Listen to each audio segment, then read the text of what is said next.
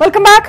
MTB ವಿರುದ್ಧ ಶರತ್ ಬಚ್ಚೇಗೌಡ ತೊಡೆ ತಟ್ಟಿದ್ದಾರೆ. September 30ಕ್ಕೆ ನಾನು ನಾಮಿನೇಷನ್ ಹಾಕ್ತೀನಿ. ಸ್ವಾಭಿಮಾನಿ ಬೆಂಬಲಿಗರ ಸಭೆಯಲ್ಲಿ ಶರತ್ ಬಚ್ಚೇಗೌಡ ಹೇಳಿಕೆ ಕೊಟ್ಟಿದ್ದಾರೆ. ಹೊಸಕೋಟೆಯಲ್ಲಿ ಬಿಜೆಪಿ ವರ್ಸಸ್ ಬಿಜೆಪಿ ಆಗ್ಬಿಟ್ಟಿದ್ಯಾ? ಎಂಟಿಬಿ ವಿರುದ್ಧ ಶರತ್ ಬಚ್ಚೇಗೌಡ ತೊಡೆ ತಟ್ಟಿದ್ದಾರೆ. 30ನೇ ತಾರೀಕಿಗೆ ನಾನು ನಾಮಿನೇಷನ್ ಹಾಕ್ತೀನಿ.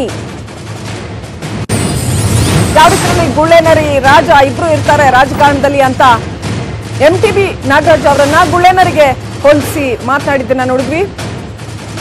ಸೊ ಮೊದಲ ಆದ್ಯತೆ ಬಿಜೆಪಿ ಕೊಡ್ತೀನಿ, ಇಲ್ಲವಾದ್ರೆ ಕಾದು ನೋಡಿ.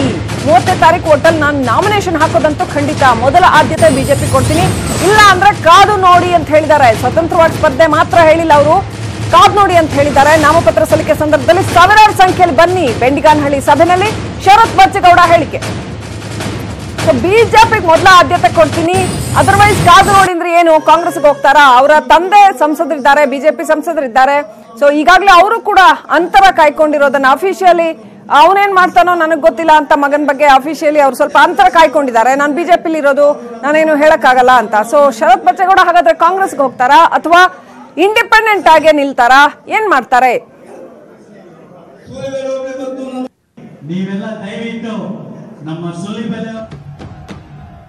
ಬಿಜೆಪಿ ನನ್ನ ತಾಯಿ ಇದ್ದ ಹಾಗೆ ಗೌರವ ಕೊಡ್ತೀನಿ. ರಾಜಕಾರಣದಲ್ಲಿ ರಾಜ ಗುಳ್ಳೆನರಿ ಅನ್ನುವಂತ ಎರಡು ವಿಧಗಳಿದೆ.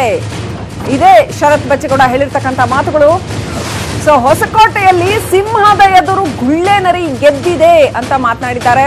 ರಾಜಕಾರಣದಲ್ಲಿ ರಾಜ ಗುಳ್ಳೆನರಿ ಅಂತ ಎರಡು ವಿಧ ಇರುತ್ತೆ ಅಂತ ಹೇಳಿದ್ದಾರೆ. ಸೊ ಎಂಟಿಬಿ ನಾಗರಾಜನ ಅವ್ರನ್ನ ಗುಳ್ಳೆನರಿಗೆ ಹೋಲಿಸಿದ್ದಾರೆ. ಹೊಸಕೋಟೆಯಲ್ಲಿ ಹಣದ ರಾಜಕೀಯ ನಡೆದಾಡ್ತಾ ಇದೆ, ಅಂದ್ರೆ ದುಡ್ಡಿನ ಹೊಳೆ ಹರಿತಾ ಇದೆ ಅನ್ನೋದನ್ನ ಶರತ್ ಬಚ್ಚೇಗೌಡ ಹೇಳಿದ್ದಾರೆ. ಈ ಸಾರಿ ಎಷ್ಟು ಕೊಟ್ರು ಎಂಟಿಬಿ ಗೆಲ್ಲಲ್ಲ ಅನ್ನೋದು ಶರತ್ ಬಚ್ಚೇಗೌಡ ಮಾತು. ಕಾರ್ಯಕರ್ತರ ಸಭೆಯಲ್ಲಿ ಶರತ್ ಈ ರೀತಿ ಗುಡುಗಿದ್ದಾರೆ. ಇವತ್ತು ನಾವು ಭಾರತೀಯ ಜನತಾ ಪಾರ್ಟಿಯ ಕಾರ್ಯಕರ್ತರೇನೆ, ನಾವು ಆಕಾಂಕ್ಷಿನೇ, ನಾವು ಟಿಕೆಟ್ಗೆ ಸಿಗ್ತದೆ. ಸನ್ಮಾನ್ಯ ಯಡಿಯೂರಪ್ಪನವರು ಮುಖ್ಯಮಂತ್ರಿಗೆ ಒಂದು ಸೀಟ್ ನಾವು ಕೊಡ್ತೀವಿ ಅಂತ ವಿಶ್ವಾಸ ರಾಜಕಾರಣದಲ್ಲಿ ನಿಮಗೆ ಪರ್ಸನಾಲಿಟಿ ಬರುತ್ತೆ. ಸಿನಿಮಾ ಪರ್ಸನಾಲಿಟಿ ಮತ್ತೆ ಲಯನ್ ಅಂಡ್ ಫಾಕ್ಸ್ ಎರಡರ ಮಧ್ಯೆ ಸಂಘರ್ಷ ಇದೆ. ಅದೇ ಸಂಘರ್ಷ ಬೇರೆ. ಅದೇ ರೀತಿ ಗೋಕಾಕ್ನಲ್ಲೂ ಕೂಡ ಉಪಚುನಾವಣಾ ಕಣ ರಂಗೇರಿದೆ. ಸಹೋದರರ ಸವಾಲ್ ಸಿಕ್ಕಾಪಟ್ಟೆ ಜೋರಾಗಿದೆ. ಗೋಕಾಕ್ನಲ್ಲೂ ಕೂಡ ಮನೆಯಲ್ಲೇ ಸಭೆ ನಡೆಸಿದ್ದಾರೆ ರಮೇಶ್ ಜಾರಕಿಹೊಳಿ. ಸೊ ಗೋಕಾಕ್ನಲ್ಲಿ ಜಾರಕಿಹೊಳಿ ವರ್ಸಸ್ ಜಾರಕಿಹೊಳಿ, ಅಲ್ಲಿ ಲಖನ್ ಜಾರಕಿಹೊಳಿ ಕಣಕ್ಕಿಳಿತಾ ಇದ್ದಾರೆ. ಸತೀಶ್ ಜಾರಕಿಹೊಳಿ ಅವರಿಗೆ ಸಪೋರ್ಟ್ ಇದ್ದಾರೆ. ಸೊ ರಮೇಶ್ ಜಾರಕಿಹೊಳಿ ಮನೆಯಲ್ಲೇ ಸಭೆ ನಡೆಸಿದ್ದಾರೆ. ಚುನಾವಣಾ ರಣತಂತ್ರ ಹೆಣಿತಾ ಇದ್ದಾರೆ. ರಮೇಶ್ ಬೆನ್ನಲ್ಲೇ ಆ ಕಡೆ ಲಖನ್ ಕೂಡ ಸಿಕ್ಕಾಪಟ್ಟೆ ಆಕ್ಟಿವ್ ಆಗಿದ್ದಾರೆ. ಟಿಕೆಟ್ ಘೋಷಣೆಯಾದ ಬೆನ್ನಲ್ಲೇ ಲಖನ್ ಅಖಾಡಕ್ಕಿಳಿದಿದ್ದಾರೆ ಅಂತ ಹೇಳಲಾಗಿದೆ.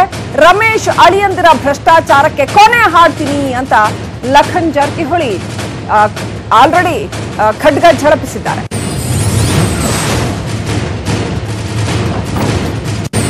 ಗೋಕಾಕ್ನಲ್ಲಿ ಏನಾಗುತ್ತೆ ಈ ಸಾರಿ? ಸಹೋದರರ ಸವಾಲ್ ಅಲ್ಲಿ ಹೆಚ್ಚಿನ ಸಾರಿ ಹಾಗೆ ಆಗಿರೋದು. ಈ ಸಾರಿ ರಮೇಶ್ ಜಾರಕಿಹೊಳಿ ಅವರಿಗೆ ಎಷ್ಟರ ಮಟ್ಟಿಗೆ ಸ್ಟ್ರೆಂತ್ ಇದೆ ಅಲ್ಲಿ, ಅವರ ವಿರುದ್ಧ ಒನ್ಸ್ ಅಗೈನ್ ಅವರ ಮತ್ತೋರ್ವ ಸಹೋದರ ಲಖನ್ ಜಾರಕಿಹೊಳಿ ಕಂಟೆಸ್ಟ್ ಮಾಡ್ತಾ ಇದ್ದಾರೆ. ಸತೀಶ್ ಜಾರಕಿಹೊಳಿ ಅವರ ಸಪೋರ್ಟ್ ಇರ್ತಕ್ಕಂಥದ್ದು.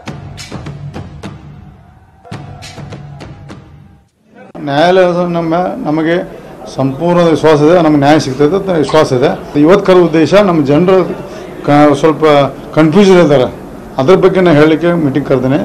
ಮತ್ತು ಏನೇನು ಆಕೈತೆ ನ್ಯಾಯಾಲಯ ನಂತರ ನಾಳೆ ತೀರ್ಮಾನ ತಗೋತಾನೆ. ಎಲ್ಲ ನ್ಯಾಯಾಲಯ ನಮ್ಗೆ ಪರ್ಮಿಷನ್ ಕೊಟ್ಟು ಸೋಮವಾರ ನಾಮಪತ್ರ ಸಲ್ಲಿಸುವ ವಿಚಾರ ಅದ. ನಾಮಪತ್ರ ಸಲ್ಲಿಸೋಕೆ ಈಗ ಇವತ್ತಿನ ತಗಲಕ್ ರಮೇಶ್ ಕುಮಾರ್ ಆದೇಶ ಪ್ರಕಾರ ನಾವು ನಿಲ್ಲಕ್ಕೆ ಬರೋದಿಲ್ಲ.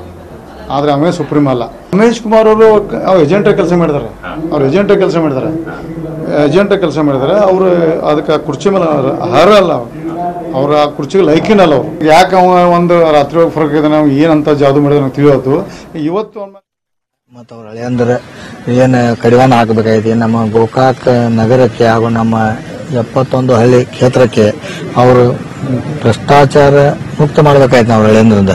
ಆದ ಕಾರಣ ನಮ್ಮ ವಿರೋಧ ರಮೇಶ್ ಅವ್ರು ನಿಲ್ತಾರು, ಯಾರು ನಿಲ್ತಾರೋ ನಾವು ಅದು ನಿಲ್ತಾ ಇಲ್ಲ. ನಾವು ಜನರ ಸಲುವಾಗಿ ಸ್ಪರ್ಧೆ ಮಾಡ್ತಾ ಇದ್ವಿ. ನಾವು ಯಾಕಂದ್ರೆ ಈಗಾಗಲೇ ಕಳೆದ 20 ಜೊತೆನೇ ಇದ್ದೀವಿ ನಾವು. ಯಾಕಂದ್ರೆ ಈಗ ಅವ್ರು ಹಳೆಯದು ಮತ್ತು ಅವರು ನಗರಸಭೆ ಕೆಲವು ಸದಸ್ಯರು ಭ್ರಷ್ಟಾಚಾರ ಜಾಸ್ತಿ ಆಗಿರೋದ್ರಿಂದ ನಾವು ಸ್ಪರ್ಧೆ ಮಾಡ್ತಿದ್ವಿ. ಈಗ ನಾವು ಬಿಜೆಪಿ ಆಗಲಿ ಕಾಂಗ್ರೆಸ್ ಆಗಲಿ ಅಂತ ನಾವಿಲ್ಲ. ಯಾಕಂದ್ರೆ ಎಲ್ಲರಿಗೂ ಕೈ ಮುಗಿದು ನಿಮ್ಮ ಮತ ನಮಗೆ ಹಾಕಿ ನಾವು ಭ್ರಷ್ಟಾಚಾರ ಮುಕ್ತ ಮಾಡೋಣ, ನಗರ ಸ್ವಚ್ಛ ಮಾಡೋಣ. ಈಗ ನಾವು ಸ್ಪರ್ಧೆ ಮಾಡೋದು